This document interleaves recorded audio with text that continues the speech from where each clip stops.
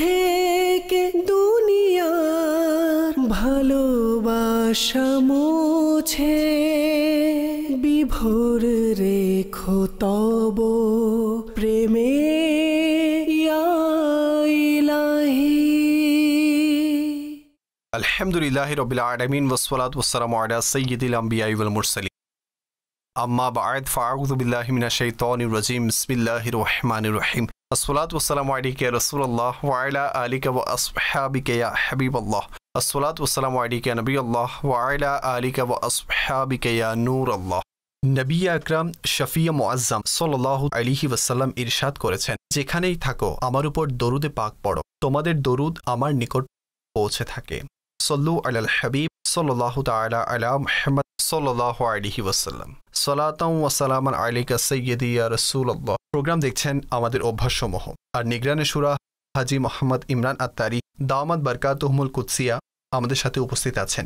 হুজুর, মানুষের মাঝে এই অভ্যাসও দেখা যায় যে তাড়াহুড়ো করে কাজ করে, সিদ্ধান্ত নিলে এর মধ্যেও তাড়াহুড়ো, কাজ করলে তাতেও তাড়াহুড়ো, কারো ব্যাপারে রায় বা পরামর্শ দিতে হলে তাতেও তাড়াহুড়ো কাজ করে।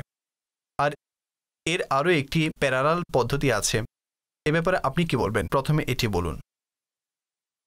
কাজের প্রতি লক্ষ্য রেখে এই সিদ্ধান্ত নেওয়া যেতে পারে যে এই বিষয় বা এই কাজটি তা কি দ্রুততার মুখাপেক্ষী নাকি নয়, কেননা উভয় দিকে ক্ষতি আছে।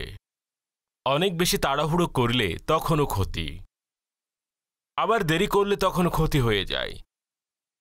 তাই দেখতে হবে যে কাজটি কি, যেমন নেকির কাজ, এমন অনেক কাজ কিতাবে লেখা আছে যেগুলো দ্রুত করা পছন্দনীয়।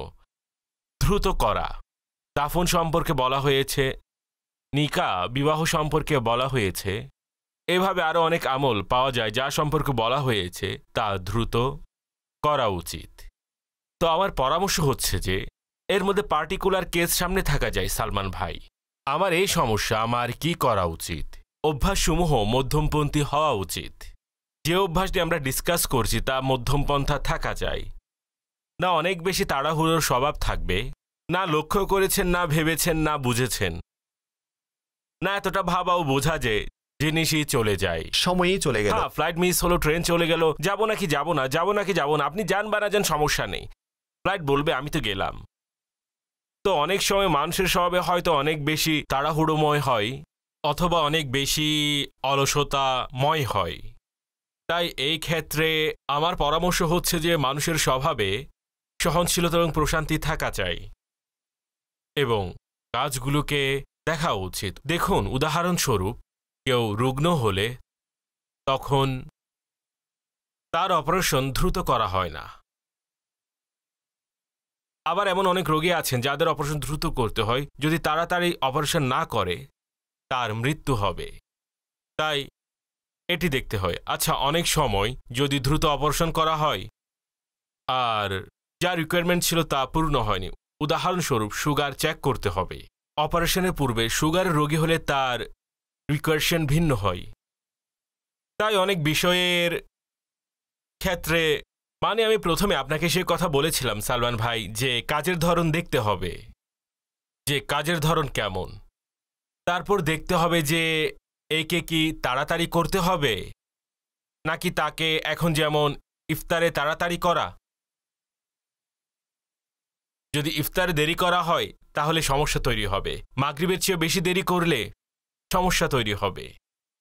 তো এইভাবে দেখতে হবে কাজের ধরনসমূহ। সিদ্ধান্ত আছে, ব্যবসা আছে, আচ্ছা তাকে ইনভেস্টমেন্ট করতে হবে।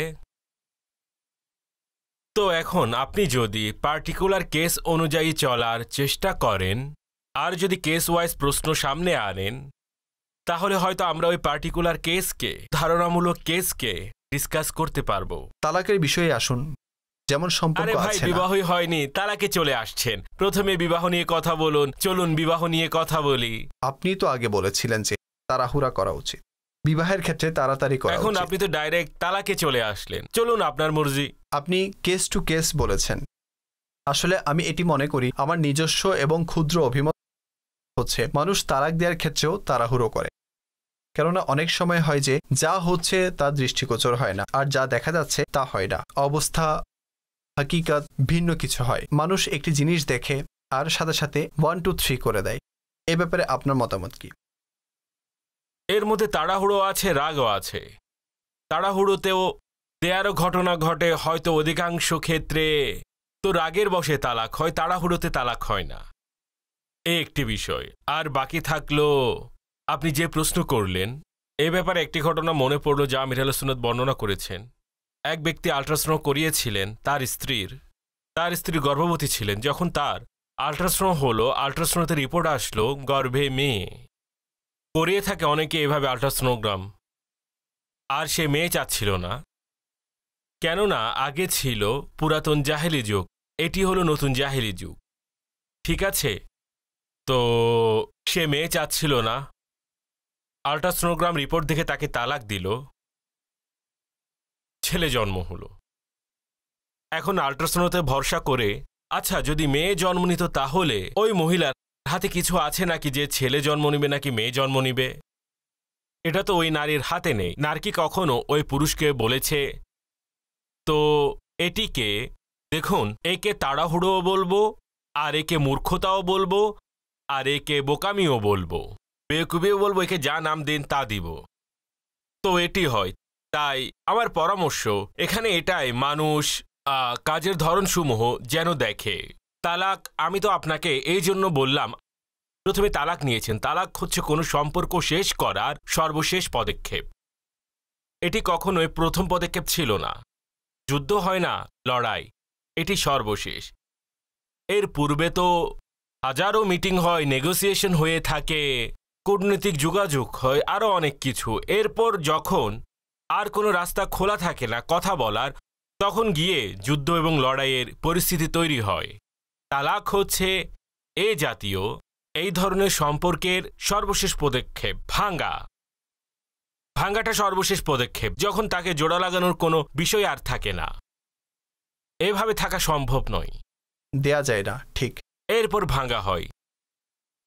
তাই এতে কখনো তাড়াহুড়ো করা উচিত নয়, বরং ধীরগতি থাকা উচিত। এমনকি যারা একসাথে 3 তালাক দেয়, তারাও কম বেকুবির মতো কাজ করে না। আর আমি সাধারণ একটি উদাহরণ দিচ্ছি তালাক সম্পর্কে। এটি হলো একটি ইমার্জেন্সি এক্সিট, যা ইসলাম এবং দ্বীন আবশ্যক দিয়েছেন। অর্থাৎ আপনাকে চিরতরে একদম করে দেয়নি, আবদ্ধ করে ফেলেনি, এমন পরিস্থিতি তৈরি হয়ে যায়। তাই ইসলাম এবং দ্বীন একটি ইমার্জেন্সি এক্সিট দিয়েছে। এই ব্যাপারে আমি এটাই বলি, ঘরে যদি আগুন লাগে প্রথমে নিভান। এরপর যদি মনে হয় আগুন নিভবে না, আমরা সবাই পুড়ে যাব, তখন বের হওয়ার পদক্ষেপ গ্রহণ করুন। প্রথমে সবাই মিলে আগুনকে নিভান, সমস্যা সমাধান করার চেষ্টা করুন। এই যে এক্সিট, এটি হচ্ছে ইমার্জেন্সি। এই ক্ষেত্রে তাড়াহুড়ো করা উচিত নয়। ঠিক। হাজী সাহেব, অনেক সময় যখন কেউ তালাক দিতে যায়, তো যখন তালাক দেয় তখন এমন হয় যে ঘরের কোনো সদস্য মুখের উপর হাত রেখে দেয়। তারপর সে কি করে, সে হাতকে সরায়, অতঃপর সে দ্বিতীয় তালাক দেয়। এরপর সে তার মুখের উপর হাত রাখে, তারপর কি হয়, সে হাত সরিয়ে তৃতীয়বার তালাক দিয়ে দেয়। আপনি কি বলবেন, এই 3 তালাক যে দিচ্ছিল সে দিয়েছে, নাকি যে মুখে হাত রাখছিল সে তালাক দেয়ালো? না, আপনি কিভাবে ডাইরেক্টলি বলতে পারেন যে দেয়াচ্ছে? ও তো চেষ্টা করেছিল যেন না বলে। যদি দুর্ভাগ্যবশত একটিবার বলে ফেলে তাহলে আর না বলুন, কিন্তু তার রাগ বেশি। এটি তো আমরা বলতে পারি না যে তিনি বলাচ্ছেন। মুখে হাত রেখে বলাই নাকি? চাপড়িয়ে বলাবে না যে বলো আরেকবার বলো, বলো আরেকবার বলো। মুখের উপর হাত রেখে মানুষ বলায় নাকি? হাত রাখে যেন না বলে। সেটি তো একটি পদক্ষেপ। ভাই চুপ হয়ে যা।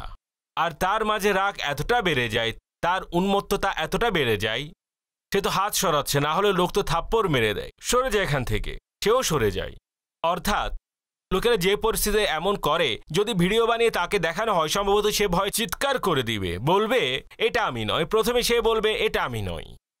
এমন ভয়ানক রূপ হয়ে যায় মানুষের, কেননা সে উত্তেজিত হয়ে করেছে, কিছু বুঝে শুনে, কোনো পরামর্শ করে, কোনো শরীয়ী দিক নির্দেশনা নিয়ে, কোনো মুফতে কেরাম, কোনো উলামায়ে কেরামের সাথে বসে ডিসকাস করে, উপযুক্ত ব্যক্তিদের সাথে আলোচনা করে সে তো কোনো ডিসিশন নেয়নি। সে যে ডিসিশন নিয়েছে উত্তেজিত হয়ে নিয়েছে, রাগান্বিত অবস্থায় নিয়েছে, তাড়াহুড়ো করে। আর এমন সিদ্ধান্ত বেশিরভাগ ক্ষেত্রে অনুতাপ বয়ে আনে, কল্যাণ আনে না, অকল্যাণ আনে। ঠিক আছে, এখন হাজী সাহেব এটি বলুন যে কারো উপর ভরসা করার ক্ষেত্রে তাড়াহুড়া করা উচিত অথবা অন্য কি করা উচিত, আপনার কি মনে হয়? অনেক সময় এরকমও দেখা যায় যে মানুষের বাহ্যিক আচার আচরণ দেখে লোকেরা ব্যবসায়িক ক্ষেত্রে অন্যের উপর ভরসা করে নেয়। যেমন বড় নামাজি, নামাজ পড়ে, তসবিহ হাতে রাখা আছে, কপালে নামাজের দাগও মজুদ আছে, বড়ই চরিত্রবান, ঘরে গেলে ভালো মেহমানদারিও করে, কিন্তু এমন ব্যক্তি যখন আত্মসাৎ করে তখন এটি খুব খারাপভাবে মানুষের ব্যবসা বাণিজ্যকে নষ্ট করে। দেখুন, আপনি যে কথাগুলো বলেছেন সেই নিদর্শনগুলো ভরসা তৈরি করে তো ঠিক, আন্ডারস্টুডের বিষয়। অর্থাৎ একটা বিষয় আছে না, আপনার কথা থেকে আমার সূরা হুজুরাতের মধ্যে ওই যে কুধারণা সম্পর্কে যে আয়াতে কারিমা লেখা আছে যে কুধারণা থেকে বাঁচো, এই ধরনের এই যে আয়াত আছে তার নিচে যে তফসির আছে, তফসিরে এই ধরনের যদি সালে মুমিন অর্থাৎ তার যে আচার ব্যবহার তা নেকিময়, একজন নেককার তার প্রতি সুধারণা রাখতে হবে। তার প্রতি সুধারণা তো আসবেই, কিন্তু দুর্ভাগ্যবশত যদি সে ধোঁকা দেয় এই পোশাকের অন্তরালে, তাহলে মানুষ তার উপর কেন ভরসা করবে? মানুষের বাহ্যিক দিক তো থাকে, বাহ্যিক দেখে মানুষ কিছু না কিছু সিদ্ধান্ত তো বাহ্যিক দেখে হয়। এক ব্যক্তির দাড়ি আছে, সে নামাজি, নামাজ একদম স্পষ্ট, দেখতে সচ্চরিত্রবান লাগে, আর মার্কেটে তার ব্যাপারে কেউ দেখেনি শুনেনি যে সে 420 অর্থাৎ সে মানুষকে ধোঁকা দেয়, তো ডেফিনেটলি এমন লোকের উপর মানুষ তো ভরসা করবেই। মানুষ কি লম্পট নেশাখোরের উপর ভরসা করে? সে একজন নেশাখোর টাউট, এক ওয়াক্তও নামাজ পড়ে না, মদও পান করে, ডেফিনেটলি করে না, তার অবস্থা বলছে যে তার উপর ভরসা করো না, সে নিজেও ডুববে, আমাকেও ডুবাবে। তো এটি আলাদা বিষয় হয়ে গেল। আপনি বলছেন এগুলো দেখে লোক তো ভরসা করবে, এই জন্য প্রয়োজন হচ্ছে যাকে আল্লাহ তাআলা আমলের এই নিয়ামত দিয়েছেন সে মানুষের ভরসাকে ভাঙতে না দেয়, অন্যথায় মানুষের ভরসা যদি চলে যায় তাহলে দিন থেকে দূরে সরে যাবে। এটি বেশি ইম্পর্টেন্ট। যদিও সকল মুসলমানকে ইমানদার হওয়া উচিত এবং বেঈমানি থেকে বাঁচা উচিত, কিন্তু বিশেষভাবে যাকে আল্লাহ তাআলা দিনের জন্য দিনের উপর চলার এবং দিনের দায়ী বানিয়েছেন, নেকির দাওয়াত দেয়, দিনের তবলিগ করে, মানুষ তাকে নেকির দাওয়াত, দিনের দাওয়াতের সাথে সম্পৃক্ত ব্যক্তি হিসেবে চিনে জানে, তাকে বেশি সতর্কতা অবলম্বন করতে হয়। এটিকে এইভাবে বুঝুন, যা আমি আপনাকে একটি উদাহরণ দিয়ে বলছি। ইমামে আজম রহমতুল্লাহি তাআলা আলাইহি কোথাও যাচ্ছিলেন, রাস্তায় কাদা, বৃষ্টির ফলে পথ পিচ্ছিল, একটি শিশু জোরে দৌড়াচ্ছিলেন, তিনি বললেন, বাবা আস্তে দৌড়াও, পড়ে যাবে। শিশু বলল, ইমাম আমি তো পিছলে পড়ে গেলে তো পড়ে গেলাম, আপনি সাবধানে চলুন, যদি আপনি পড়েন তো উম্মত পড়ে যাবে। ইমামে আজম এই কথাকে সিরিয়াসলি নিলেন। এইরকম কিছু বিষয় থাকে যা বোঝা প্রয়োজন, যে দিনের সাথে যার সম্পর্ক বেশি, যেমন মসজিদের ইমাম সাহেব, যদিও ভুল করেনি, ভুল হয়ে যেতে পারে, কিন্তু এখানে বেঈমানি এবং ধোঁকাবাজি খুবই গুরুত্বপূর্ণ বিষয়। প্রিয় নবী সাল্লাল্লাহু আলাইহি ওয়াসাল্লামের শান মুবারক দেখুন, ওই লোক যারা ওনার জানের দুশমন ছিলেন, আল্লাহু আকবার, হিজরতের রাতে তাদের আমানতকে কিভাবে ফেরত দিতে হবে তার দায়িত্ব মাওলা আলীকে দিয়ে গিয়েছেন। আল্লাহু আকবার। এখন ভাবুন, আমরা ওনারই উম্মত, নবী পাক সাল্লাল্লাহু তাআলা আলাইহি ওয়াসাল্লাম আমাদেরকে যে আমানতদারিতা, সত্যবাদিতার যে দরস দিয়েছেন, সেই দরস আবার পড়ো, আমানতের, ইমানদারির নেওয়া হবে তোমার হতে কাজ, দুনিয়ার নেতৃত্বের, এই ধরনের একটি শের আছে। তো এরকম আল্লাহ আমাদেরকেও আমল করার তৌফিক দিক। এখানে আমি সালমান ভাইয়ের ওই কথাকে একটু ব্যাখ্যা করেছি। এগুলো ওই বিষয় যার উপর ভরসা জন্মায়। ভাই, দাড়ি দেখেই ভরসা জন্মায়। এটি লক্ষ্য রাখতে হবে মানুষের ভরসা যেন না ভাঙে, বিশ্বাস যেন না ভাঙে। আলা হযরত ইমাম আহলে সুন্নাতকে কেউ একজন হাফিজ বলেন, তিনি ওই ব্যক্তির উনার প্রতি অর্থাৎ বিশ্বাস রাখা হয়েছিল যে তিনি হাফিজ হবেন, তিনি হাফিজ হয়ে যান। কেউ ইমামে আজম সম্পর্কে বলল তিনি সারা রাত ইবাদত করেন, তিনিও সারা রাত ইবাদত শুরু করে দিলেন। মানুষের বিশ্বাস এবং আশা অনুযায়ী হওয়া একটি মানসিকতাও থাকা চাই। এটি গেল একটি বিষয়। এখন বাকি রইল দ্বিতীয় বিষয়, দ্রুত ভরসা করা। আপনার প্রশ্নের যে প্রথম অংশ ছিল তা এটি, দ্রুত ভরসা করা। এতে আপনি দ্বিতীয় যে অংশ বলেছেন সেখানে আপনি আলামত সমূহ তুলে ধরেছেন। আমার দৃষ্টিতে সেগুলো ভরসাযোগ্য আলামত। যদিও ফারুক আজমের ইরশাদ হচ্ছে কারো নামাজ দেখে ধোঁকা না খাওয়া, অর্থাৎ নামাজ দেখো না, এটা দেখো সে বাজারে কেমন, সেটা ঠিক আছে, কিন্তু একটি চিহ্ন তো আছে। কিন্তু বাকি থাকলো আপনি তাকে দ্রুত ভরসা করার বিষয়। কিতাবে লেখা আছে যে দ্রুত ভরসা করা এটি একটি নির্বোধের নিদর্শন, অর্থাৎ মানুষকে যাচাই বাছাই করা উচিত। এর জন্য মাপকাঠিও আমাদেরকে দেয়া হয়েছে। মাপকাঠি হচ্ছে আপনি হয়তো ওই ব্যক্তির প্রতিবেশী, তাহলে আপনি ইনশাল্লাহ তাকে ভালোভাবে চিনতে পারবেন। প্রতিবেশী ভালোভাবে চিনতে পারে, অথবা আপনি তার সাথে সফর করেছেন, অথবা আপনি তার সাথে লেনদেন করেছেন, অর্থাৎ ব্যবসা করেছেন, কোনো লেনদেন করেছেন। এর মাধ্যমে মানুষকে চেনা যায়। লেনদেনের ক্ষেত্রে সে কেমন, প্রতিবেশী হিসেবে সে কেমন, আর সফরে সে কেমন, এটা আমাদের জ্ঞানী ব্যক্তিগণ লিখে গিয়েছেন। আপনি যার উপর ভরসা করছেন তার এই বিষয়গুলোকে গভীরভাবে পর্যবেক্ষণ করুন। ফারুক আজম রাদিয়াল্লাহু তাআলা আনহু কাউকে এ ব্যাপারে জিজ্ঞাসা করেছিলেন, কারো ব্যাপারে এই ব্যক্তি সম্পর্কে কেউ কিছু জানলে বলো। তখন এক ব্যক্তি প্রশংসা করল। তিনি তাকেই এই ধরনের 3টি প্রশ্ন করেছিলেন। সে বলল, না আমি এরকম তো দেখিনি। অতঃপর বলেন, তুমি তাকে ভালোভাবে নামাজ পড়তে দেখেছ? বলল, জি হ্যাঁ। তখন তিনি বললেন, এর মানে তুমি তাকে চেনো না। তো এই লেনদেন এবং প্রত্যেক জিনিসের নিজস্ব একটি মাপকাঠি আছে, এটি অবশ্যই দেখতে হবে। মানুষ যখন মেয়ে বিয়ে দিতে যায় তখন এগুলো দেখে।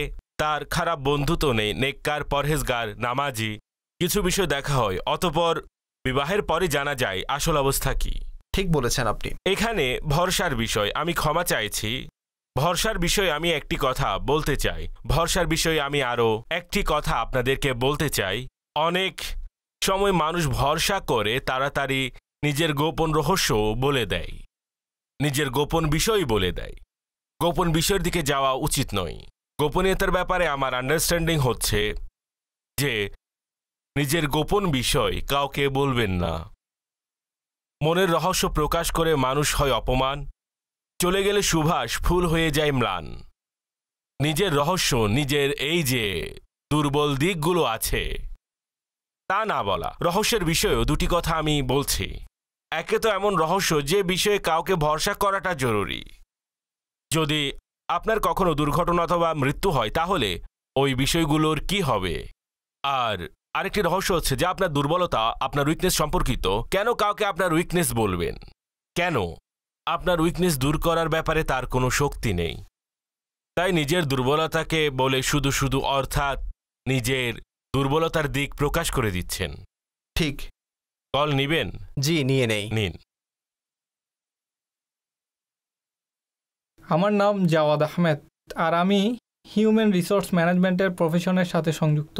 আর দাওয়াত ইসলামীর মারকাজি মজলিসে শুরা সেন্ট্রাল এক্সিকিউটিভ কমিটির চেয়ারম্যান মাওলানা হাজি ইমরান আত্তারি সাহেবের নিকট আমার প্রশ্ন হচ্ছে যে, মাশাআল্লাহ আপনার অনেক অভিজ্ঞতা আছে মাল্টি ন্যাশনাল কোম্পানিতে, ন্যাশনাল কোম্পানিতে, ফ্যাক্টরি সমূহে। এমপ্লয়ি ম্যানেজমেন্ট সম্পর্কে আপনার ভালো একটি অভিজ্ঞতা আছে। আপনার নিকট আমার এই প্রশ্ন যে, ওয়ার্ক প্লেসে আমাদের এমপ্লয়ীদের মোটিভেশন কীভাবে বাড়ানো যাবে এবং তাদের প্রবলেম সমূহকে, তাদের সমস্যাকে কিভাবে সমাধান করতে হবে এবং তাদেরকে কিভাবে জবে এঙ্গেজ রাখতে হবে। জাযাকাল্লাহ খাইরান। প্রথমত আপনি কল করায় কৃতজ্ঞতা জ্ঞাপন করছি। দ্বিতীয়ত যে মোটিভেশন করার জন্য তিনি যে কাজ করছেন সে কাজে তার সক্ষমতা বাড়ানোর জন্য তাকে সুযোগ করে দিতে হবে। আর কাজের ভালো রিপোর্টের উপর তারা যেন এই বিশ্বাস রাখতে পারে যে উত্তম রিপোর্টের উপর আমাদেরকে অ্যাপ্রিসিয়েশন করবে আর প্রমোশনও হবে। দেখুন, কর্মচারী সারা জীবন একই বেতনে, একই পজিশনে, একই স্থানে কাজ করার জন্য আসে না। সেও তার উন্নতি চায়। যদি সে মনে করে যতই মেহনত করি, যতই করি, কোনো উন্নতি তো হচ্ছে না, একই পজিশনে, সে কখনো বসই হবে না। অনেক সময় যত প্রচেষ্টা করা হোক না কেন তবুও বস তুষ্ট হয় না। সে 4 দিন তুষ্ট থাকবে, 4 দিন আপসেট থাকবে, এরপর আবার তুষ্ট। না তার তুষ্টিতে আনন্দ হয়, না তার আপসেটে দুঃখ হয়, কেননা তার স্বভাব এমনই। এই জাতীয় বিষয়গুলো কখনো এমপ্লয়িজদেরকে ভালো পারফরমেন্স করার জন্য উদ্বুদ্ধ করে না। তার কাজের মধ্যে ভালো পারফরমেন্সের জন্য এটি জরুরি হচ্ছে যে তাকে কোনো প্রমোশন, কোনো উপহার অথবা এই জাতীয় বাহাবা দেওয়ার ব্যবস্থা গ্রহণ করা। তখন সে আগ্রহী হবে। অতঃপর তার মধ্যে বেইমানি হওয়া না চাই, তার মধ্যে ইমানদারি এবং ম্যারিডের কাজ হওয়া উচিত। আমরা দুনিয়াতে বাস করি, আমরা নেকির দিকেও ধাবিত হলে আমরা অমুক নেকি করার ফলে অমুক পুরস্কার পাবো, এই নেকি করার ফলে ওই পুরস্কার পাবো। অধিক নেকির উপর অধিক পুরস্কারের ফলে আমাদের আগ্রহ অধিক বেড়ে যায়। তাও আল্লাহ কবুল করলে এটিও বড় পুরস্কার বান্দার জন্য। কিন্তু দেখুন, মানুষের একটি দুনিয়াবি স্বভাব আছে, অনেক বিষয়ের প্রতি, অনেক জিনিসের প্রতি তার আগ্রহ থাকে। তাই মূল বিষয় যা কর্মক্ষেত্রে বা জবে যা এমপ্লয়িদেরকে, কর্মচারীদেরকে মোটিভেট করে, তাকে জাগ্রত করে এবং তাকে কাজের প্রতি আগ্রহী করে তোলে, তা প্রমোশন এবং অ্যাপ্রিসিয়েশন।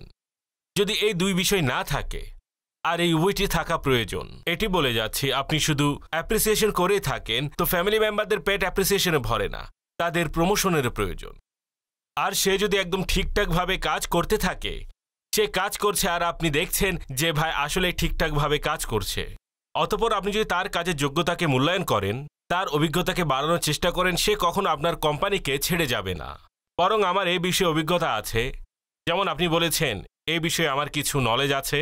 কিছু কোম্পানি এমন আছে যেখানে সেখানে, আমি নাম নিচ্ছি না ওইসব কোম্পানি, সেগুলো এইভাবে বুঝুন আন্তর্জাতিকভাবে প্রসিদ্ধ কোম্পানি, কিন্তু তাদের ব্রাঞ্চেস সারা দুনিয়ায় আছে। আমি নাম নিতে চাচ্ছি না ওইসব কোম্পানির পক্ষ থেকে যখন সার্কুলার দেওয়া হয়, আপনাদের সিভি জমা দিন। যদি 1000 ভ্যাকেন্সি খালি থাকে, তাহলে 90,000 সিভি জমা হয়। এটা আমি ধারণা করে সংখ্যা বললাম, অর্থাৎ এত বড় পার্থক্য হয়। কেননা সকলে চায় এই কোম্পানিতে ঢুকতে, অনেক সময় স্যালারিও এত হয় না, কিন্তু উন্নতি করার অনেক সুযোগ থাকে। মানুষ দুই জায়গাতে, যেমন প্রপার্টি ক্রয় করেন, যেমন দোকান কিনেন, দোকান কিনায় দুইটি বিষয় থাকে, হয়তো ওই দোকানের রেট অনেক বৃদ্ধি পায় দ্রুত, অথবা ভাড়া ভালোই পায়। যদি সে দ্রুত বেচতে চায়, তাহলে সে ওই জায়গায় দোকান ক্রয় করে যেখানে দ্রুত দাম বাড়ে, যাতে তার ফায়দা হয়। সে যদি তাড়াতাড়ি বেচতে না চায়, তাহলে এমন জায়গায় দোকান কিনে যেখানে ভাড়া বেশি পাওয়া যায়, যাতে তার ঘর চালাতে পারে। এটি ইনভেস্টমেন্ট পয়েন্ট অফ ভিউ নিয়ে আপনাদের সাথে ডিসকাস করেছি। তো এই কয়েকটি বিষয় যা এমপ্লয়িদেরকে মোটিভেট করে, জাগ্রত করে, তাদের সাথে বসে কথা বলা উচিত। আচ্ছা, তাদের সমস্যা সমাধান করার জন্য নিজেকে তাদের জায়গায় রেখে দেখুন। এটি সবসময় মনে রাখবেন। এটি আমি অনেকগুলো কিতাবের সারমর্ম আপনাদের সামনে বর্ণনা করলাম, যে যখন আপনি কারো সংশোধন করতে চান অথবা কারো সমস্যাকে সমাধান করতে চান, তো নিজেকে তার জায়গায় রেখে তাকে বলুন যে যদি আপনি তার জায়গায় থাকতেন তো আপনি কি সমাধান চাইতেন বা কেমন সমাধানের আশা করেছিলেন। তখন আপনার সমাধান বের করতে এতটা কষ্ট হবে না। এখন যদি আপনার মধ্যে, আপনার পলিসিতে এটি চলে আসে, অ্যাওয়ার্ড ডিজার্ভ করে, তা মেরিটে চলে আসে, তাহলে অবশ্যই তার সাথে আপনার এগুলো করা উচিত। এই সামান্য কয়েকটি কথাবার্তা ছিল, তা আমি আপনার প্রশ্নের উত্তরস্বরূপ বলার চেষ্টা করেছি। মারহাবা, জি কল। মাশাআল্লাহ, খুব সুন্দর প্রোগ্রাম। হুজুর, আমার প্রশ্ন হচ্ছে যে যখন কেউ রাগান্বিত থাকে অথবা ঘরে ঝগড়া চলে, তখন কিছু লোক, কিছু আত্মীয় অথবা কিছু বন্ধু এমন আছে যে তারা ওই রাগকে আরও বাড়ানোর চেষ্টা করে, অর্থাৎ আরও বেশি ঝগড়া লাগানোর চেষ্টা করে, রাগকে প্রশমিত না করে। না, এরা জানি না কেমন লোক। এমন হওয়া তো উচিত, উদাহরণস্বরূপ কেউ যদি তার আত্মীয় সম্পর্কে, অর্থাৎ এগুলো ফ্যামিলিতে বেশি হয়ে থাকে হয়তো, কিন্তু আল্লাহ না করুক যদি বন্ধুদের মধ্যে এমন কিছু হয়ে থাকে যা হওয়া উচিত নয়, যদি এরকম কোনো ডিসকাশন হয়, তাহলে মানুষ আগুন নিভায় নাকি আগুনে আরও কেরোসিন তেল ঢালে। আর বাবা যদি ছেলের প্রতি ফর এক্সাম্পল কিছুটা অসন্তুষ্ট থাকেন, তাহলে আপনি বাবাকে তার ছেলের মহাব্বতের দিকে নিয়ে আসুন, তাকে আশার দিকে নিয়ে আসুন, নিরাশ করবেন না। স্ত্রীকে স্বামীর ভরসার দিকে নিয়ে আসুন, নিরাশ করবেন না। স্বামীকে স্ত্রীর দিকে আশার দিকে আনলে ইনশাল্লাহ উত্তম হবে। আল্লাহ চায় তো অবস্থার সাথে সবকিছু ঠিক হয়ে যাবে। কল্যাণের দিকে আসুন। যা ভাঙা হয় তাও ভেঙে যায়, যা জোড়া হয় তা ভাঙে না, টিকে থাকে। যারা খারাপ করে তাদের সাথে ভালো হয় না, যারা ভালো করে তাদের সাথে খারাপ হয় না। আপনি মানুষের সম্পর্ক মজবুত করার চেষ্টা করুন, শুধরানোর চেষ্টা করুন, দূরত্ব তৈরি করবেন না, নিকটে আনার চেষ্টা করুন। বাবা মাকে সন্তানের সাথে, সন্তানকে বাবা মার সাথে, স্বামীকে স্ত্রীর সাথে, কর্মচারীকে বসের সাথে, বসকে কর্মচারীর সাথে, বন্ধুকে বন্ধুর সাথে, যখন কিনা পৃথক করার কোনো শরীয়ী কারণ নেই। যদি শরীয়ী কারণ থাকে, আল্লাহ ও রাসূলের সন্তুষ্টি উভয়ের পৃথক হওয়ার মাঝে, যে কাজে রবের সন্তুষ্টি বন্দা সে কাজ করবে। মদিনা জি কল। আমাদের অভ্যাসসমূহ প্রোগ্রামে প্রশ্ন হলো, ছুটির পূর্বে আমাদের অভ্যাস যেমন থাকে, ছুটি হওয়ার পর সেই অভ্যাস খারাপ হতে থাকে। এমন কি করা যায় যাতে ছুটির সময়ে আমরা আমাদের অভ্যাসকে ঠিক রাখতে পারি? দিক নির্দেশনা দিন। ছুটিতে অভ্যাস বদলে যায়, আসলে আমি বুঝিনি তিনি কি বলতে চেয়েছেন। অস্পষ্ট প্রশ্ন। সম্ভবত উনি বলতে চাচ্ছেন যখন ছুটি থাকে তখন মানুষের রুটিন চেঞ্জ হয়ে যায়, যেমন এখন ছুটি চলছে। কাজের মানুষ এরকম করে না। যারা কাজের লোক, টাইম ম্যানেজমেন্টের লোক, তারা শুক্রবার ওই টাইমে উঠে যে টাইমে শনিবার উঠে।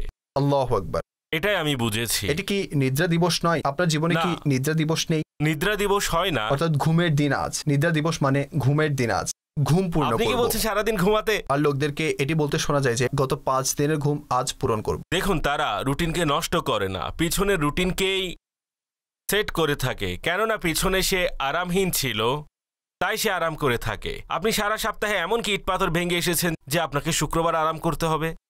ওই একই রুটিন, সে অনুযায়ী উঠতে হবে। আপনি যদি আপনার রুটিন, এটি আমি উপলব্ধি করেছি, যারা টাইম ম্যানেজমেন্ট সম্পর্কে জানে, ডিসকাস করে।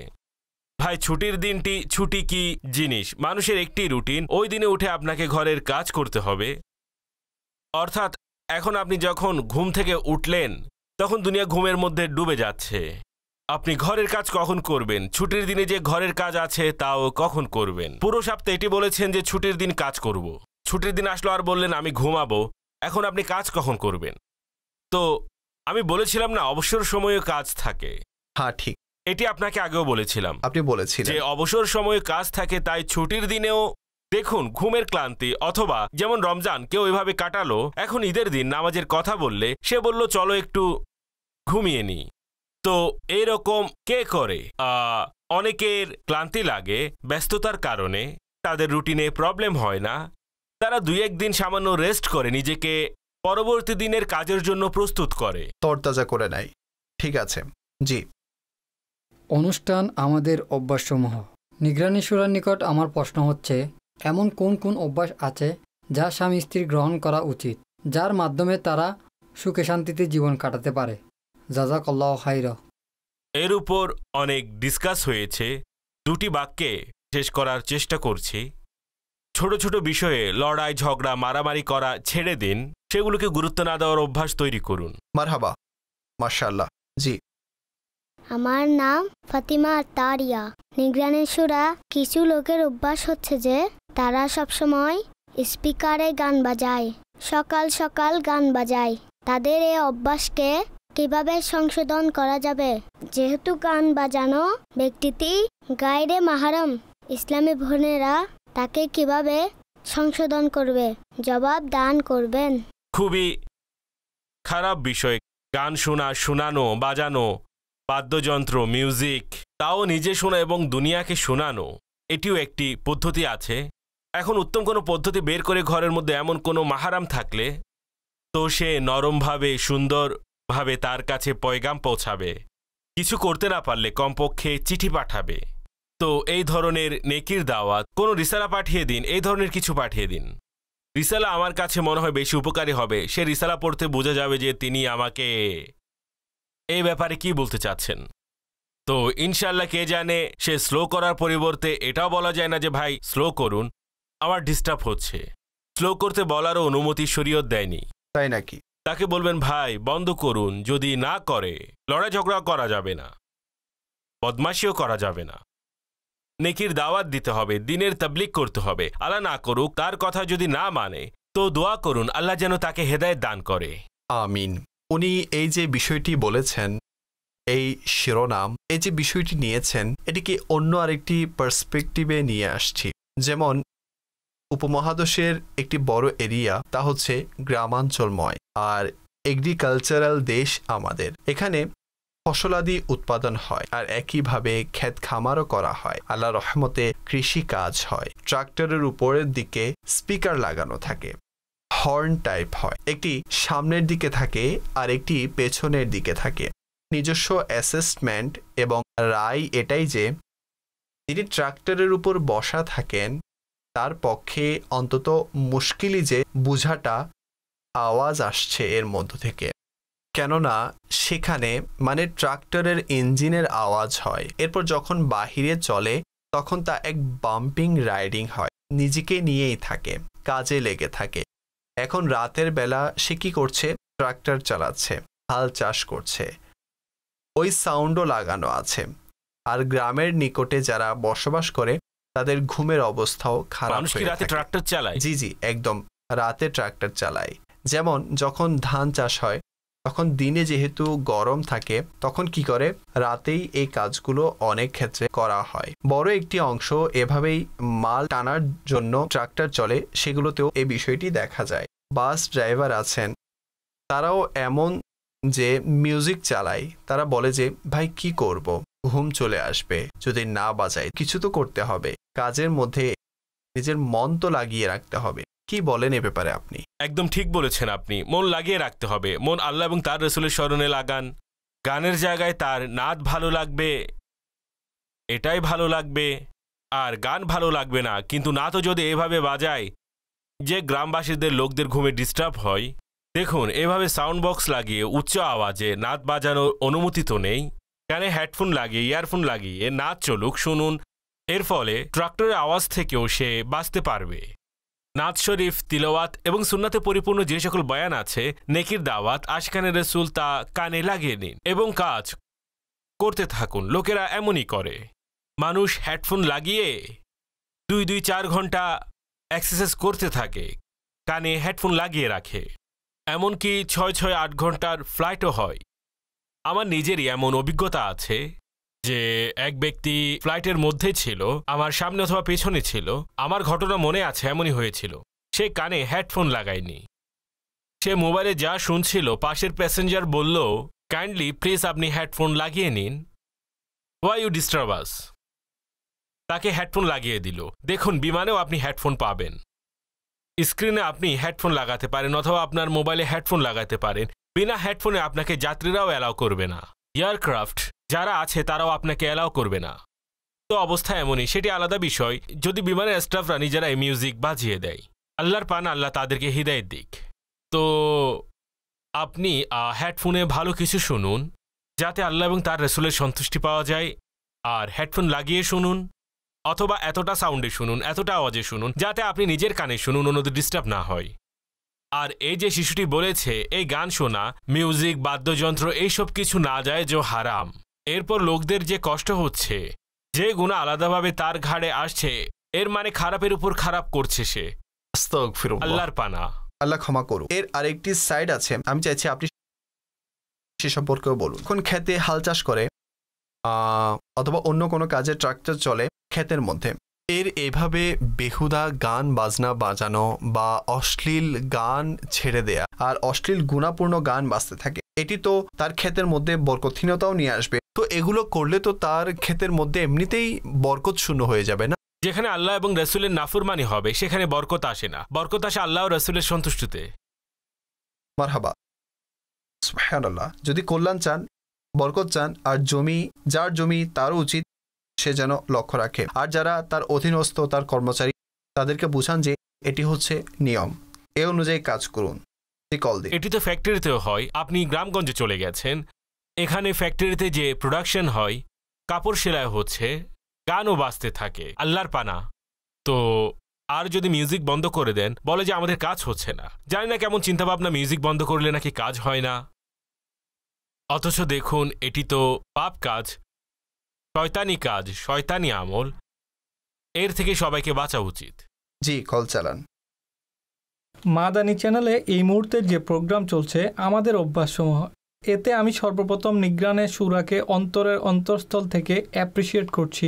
বিভিন্ন বিষয়ে যখনই আমি উনার কথা শুনি, ফর এক্সাম্পল যখন তিনি মনোবিজ্ঞান নিয়ে কথা বলেন, তখন মনে হয় যে উনার চেয়ে বড় কোনো সাইকোলজিস্ট নেই। যখন তিনি বিজনেস নিয়ে কথা বলেন, তখন এমন মনে হয় যে সকল বিজনেস, সকল ইকোনমি সম্পর্কে তিনি সম্যক ধারণা রাখেন। মাশাআল্লাহ, একজন যোগ্য, একজন বুদ্ধিমান ব্যক্তি আল্লাহ তাআলা দাওয়াত ইসলামীকে দান করেছেন। নিগ্রানে সুরার নিকট এই প্রশ্ন ছিল যে আমিও অসংখ্য বিষয় দেখেছি, পড়েছি, শুনেছি, কিন্তু অধিকাংশ ক্ষেত্রেই যখন আমার পছন্দ বহির্ভূত কোনো কথা বা বিষয় সংগঠিত হয়, তখন মেজাজ একদম অ্যাগ্রেশনের দিকে চলে যায়। আর আমি এই সময় মুখে কোনো কিছু যদি নাও বলি, তখন মস্তিষ্কে বিরক্ত প্রবেশকারী একটি কথা চলে আসে। আমার ধারণা মতে আপনি এই বিষয়টি কন্ট্রোল করেছেন। আপনি এই বিষয়টিকে কিভাবে কন্ট্রোল করেছেন, আর আমিও একে কিভাবে কন্ট্রোল করতে পারবো যাতে কখনো মেজাজ বহির্ভূত, স্বভাব বহির্ভূত কোনো ঘটনা ঘটলে কুল ডাউন থাকতে পারি, একে কিভাবে অর্জন করা যাবে? প্লিজ দিক নির্দেশনা দিন।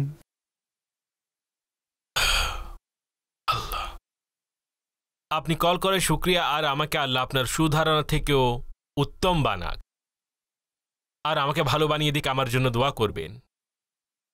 আর আপনি আমার সম্পর্কে আরও যে সুধারণা রেখেছেন, আল্লাহ এমন বানিয়ে দিক যেন আমি অ্যাগ্রেশনের টাইমে প্যাশন তৈরি করতে সফল হই। এইভাবে অ্যাগ্রেশন এবং প্যাশনের লড়াই হয়, একটি শক্তি সহ্য। এটিকে আমার নিজের কৃতিত্বের কোনো বিষয় মনে করি না। আমির আহলে সুন্নাতকে সম্ভবত আমরা এ ব্যাপারে মডেল হিসেবে ধরতে পারি। একটি প্র্যাকটিক্যাল বিষয় আমি দেখেছি, আমির আহলে সুন্নাতের মাঝে যখন কোনো ঘটনা ঘটে যায় তো ওনার মেজাজ শান্ত থাকে। আসলে যখন মেজাজ প্রশান্ত ভাব থাকে না, তখন মানুষ অ্যাটেম্প্ট করে ফেলে, আর সে তা বলে যা বলা উচিত নয়, আর তা করে যা করা উচিত নয়। কেননা রাগ এবং আবেগে নেওয়া সিদ্ধান্ত সাধারণত মানুষের ক্ষতি সাধন করে এবং চরিত্রকেও নষ্ট করতে পারে। তো আমির আহলে সুন্নাতকে আমরা দেখেছি, যখন আমির আহলে সুন্নাতের সাথে এই ধরনের কোনো বিষয় শেয়ার করি বা কেউ আসে বা এমন কোনো ঘটনা ঘটে, তখন তিনি খুব সহনশীল মেজাজ, এখানে আমি একটি শব্দ ব্যবহার করেছি, সহনশীল মেজাজ, ধৈর্য ধারণ, টলারেন্ট, এটাই তো টলারেন্স। এটা খুবই জরুরি বিষয়। আর আপনি আমরা চেষ্টা করলে এই বিষয়টি অর্জিত হয় যে মানুষ যেন ওই সময় নিজেকে কিছুটা ব্যাকফুটে নিয়ে যায়, ওখান থেকে সরে যায়, যাতে তার মুখ থেকে কিছু বেরিয়ে না যায়। আর এখানে আপনার কথার মধ্যেও কিছুটা বিশেষ গুণ দৃষ্টিগোচর হয়েছে। আমি আপনাকে বলছি, আপনি বলছেন যে বলা থেকে বিরত থাকুন। মাথার মধ্যে বিষয়গুলো আসে, কিন্তু আপনি সেগুলো প্রকাশ করছেন না, আর আপনি অ্যাটেম্পও করছেন না। মূলত আপনি নিজেকে নিয়ন্ত্রণ করতে সফল হয়েছেন, আর অনেক বিষয় আপনি ভেতরে চেপে রাখেন। অনেক ক্ষেত্রে তো মানুষের সাধ্যে কিছুই থাকে না, কিন্তু তা প্রকাশ না করা এটিও একটি হিম্মতের বিষয়। আর আমি আপনার কথার দ্বারা যা নিজের ব্যাপারে বলেছেন, মনে হলো আপনার এতটা হিম্মত আছে। আরও কিছুটা চেষ্টা করার ফলে অনেক বিষয় কভার হয়ে যায়। অতঃপর মানুষ কিছুটা এ বিষয়ে দেখে যে তার বয়স বা কত। অনেক সময় হয় কি, আমরা অর্থাৎ যে সকল বাবারা আছেন 45, 40, 55, 60, যখন নিজের থেকে ছোট 20-21 বছরের ছেলেকে অথবা যুবককে অথবা অফিসে বস এই ধরনের কোনো ছেলেকে দেখেন, তো পজিশন না দেখে আপনি সেখানে এজ ফ্যাক্টর দেখুন। বিষয়গুলোকে একটু রিয়েলাইজ করুন যে ভাই সবে তো শুরু করেছে, এখনও তো ছোট যুবক। অর্থাৎ আপনি যা ভাবছেন, আপনার যে এক্সপিরিয়েন্স হয়েছে, আপনি যে সহ্য শক্তি পেয়েছেন, তো আপনি ভাবুন 20-22 বছরে আপনি কেমন ছিলেন। সে তো চিৎকার করে, আপনি তো পাথর মারতেন, কত লোক এমন ছিল। তাই এটি সর্বদা নিজেকে ওই স্থানে রেখে দেখুন, ভাই আমি তার জায়গায় থাকলে কি করতাম, সম্ভবত তার চেয়ে 2 কদম আগে থাকতাম। তাহলে এর একটি পজিটিভিটি আপনার সামনে আসবে, হ্যাঁ ভাই তবু এটি ভালো। তো এভাবে নিজেকে নিজে কভার করা, নিজের মাঝে সহ্য শক্তি তৈরি করা, আর অপরজনের জন্য স্পেস রাখা, আর ওই অ্যাগ্রেশন থেকে যে ব্যাপারে আপনি বলেছেন, হ্যাঁ এখন যদি সে আপনার সাথে এমন কোনো ব্যবহার করে, তাহলে এখানে অ্যাগ্রেশন ভার্সেস অ্যাগ্রেশন বদলে প্যাশন হবে। আপনার সাথে কেউ যদি এমন করে, তখন আপনি অ্যাগ্রেশন দেখানোর বদলে প্যাশন দেখাতে হবে। একটু সহ্য করে নিন। যদি আপনার অভ্যাস হয়ে যায় তাহলে এরকম অবস্থাগুলো তো আপনি মুচকি হেসে দিবেন। মাশাআল্লাহ, সুবহানাল্লাহ। ভাই বাদ দিন এখন, মদিনা মদিনা। অনেক সময় বলেন নিজেরই তো ভাই আমার, নিজের মুসলমান ভাই ঠিক আছে মাফ, প্রতিবেশী তো ঠিক আছে মাফ করে দিয়েছি, এই যে এটি বাদ দাও, ইগনোর করো। এর মাধ্যমেও অনেক বিষয় সমাধান হয়। এমন কলারের উপর আমার ঈর্ষা হচ্ছে। কলার যখন প্রশংসা করছে তাকে তো কেউ দাবাই দিবে না, আমাকে তো আপনি বলতেও দেন না। কলারের জন্য তো এই সুযোগ আছে। তিনি কতটা প্রশংসা করলেন, মাশাআল্লাহ, মদিনা মদিনা। আর আমি আপনার প্রত্যেকটি কথার উপর এক একটি উইটনেস বলতে পারবো। বিহামদিল্লাহি তাআলা 6 বছর যাবত প্রায় আমি নিগরানি শুরার সাথে কাজ করার সৌভাগ্য হচ্ছে। আপনি ওনার এতগুলো কথাই বাধা দেননি, আমার দুটি কথাতেই থামিয়ে দিচ্ছেন। আপনাকে তো থামানো যায়। ঠিক আছে, সামনে যাই। জি কল। মোহাম্মদ সাইদ আত্তারি, ঢাকা থেকে।